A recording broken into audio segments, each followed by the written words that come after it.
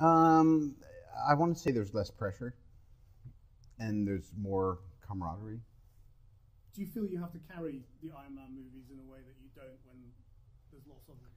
It just comes down. It's just a matter of schedule. I mean, when you're in every shot of something, you know what I mean. Well, it's kind of like doing your own show. You know what I mean? It's not like someone saying, "Hey, I'll do the next interview for you." So you forget. You want to still make sure that you have your arc and your moments, but you're not responsible for the narrative of the whole thing. So it's kind of great. And I genuinely like all the other folks, so that helps. Were you a superhero fan as a child or as a teenager? Or? I suppose as a Westerner, as an American, it's just so part of the kind of kid culture, I wasn't like a nerd about it or anything, but I'm definitely all the old TV stuff and the comic book stuff has influenced me. Iron Man is such a different superhero, though, isn't he? In that he's self-made. Sure. He's arrogant in a very appealing way. Right. Was that what you brought to it, or was that there? It was always inherent in the comics. And Stan Lee, back in the 60s, it was really kind of a Vietnam era sort of fabrication, and he was under pressure to keep coming up with new characters. And so he kind of did this mosh of things. And who'd have thought all those years later that it wound up being the character that differentiated this universe from other comic book worlds, and here we are. What difference do you think it makes that he's a self-made superhero?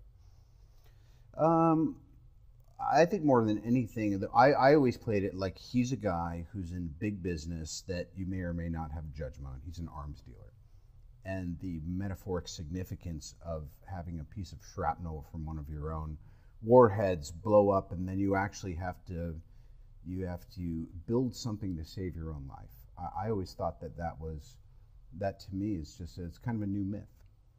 Could you explain the idea behind Ultron? I mean, what is the real fear here? In Tony's mind,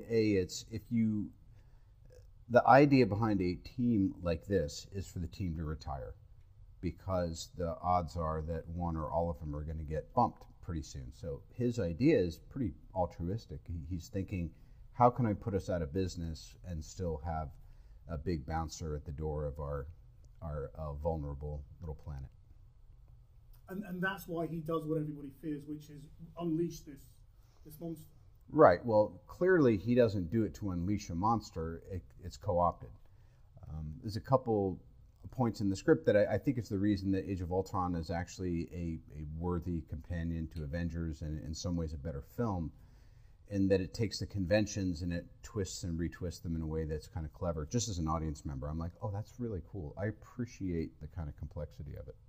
And what do you think of the obvious parallels being made between you and Iron Man?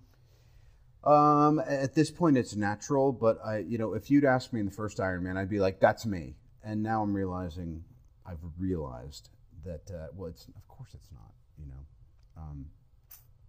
I'm not saying that I'm such a fantasist that I felt like I was Tony Stark, but I felt like it was my persona. But none of us are our personas. But he's becoming a much more likable character as well, isn't he? I suppose a better so. Man. Yeah, he's becoming a better guy.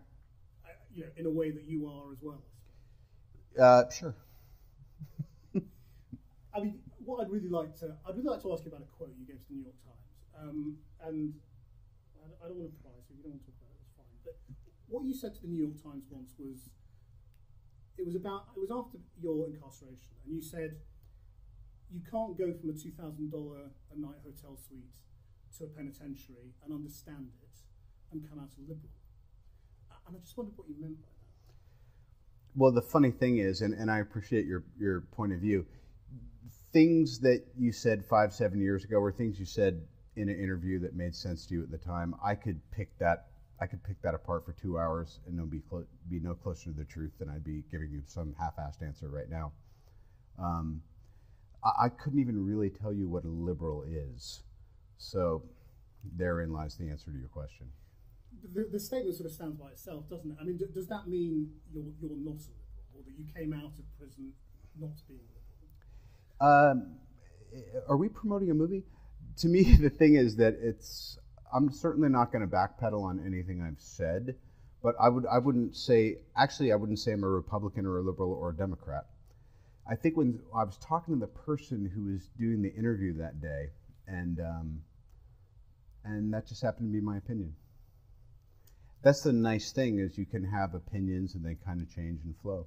Yeah, well, that's life, and that's growing older, I suppose, isn't it? Yeah. I mean, you say we're promoting an interview. I mean, promoting the movie. I mean, obviously you're doing a promotional round of interviews, and that's why we're talking about the movie. But we also want to talk a little bit about you. I don't know how comfortable you are, talking about yourself at the moment. You have as much time as anyone else will. Yeah. Well, okay. Well, then let me just ask you a few more questions, and you can answer them if you want to, and not if you don't want to. I mean, so only got this much left anyway.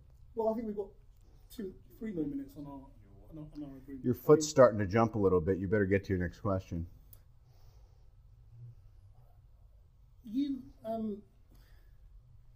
The reason I'm asking about the past is that you've talked in other interviews again about your relationship with your father and the role of all of that in the dark periods you entered and taking drugs and drinking and all of that. And I just wondered whether you think you're free of all of that, or whether that's still something... I'm sorry, I really don't... what are we doing?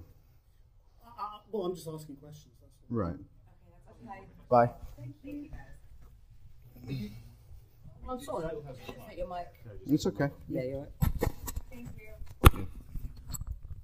You see, okay, it's just getting a little dinosaur in your... No, look, I don't want to do that. Thank you.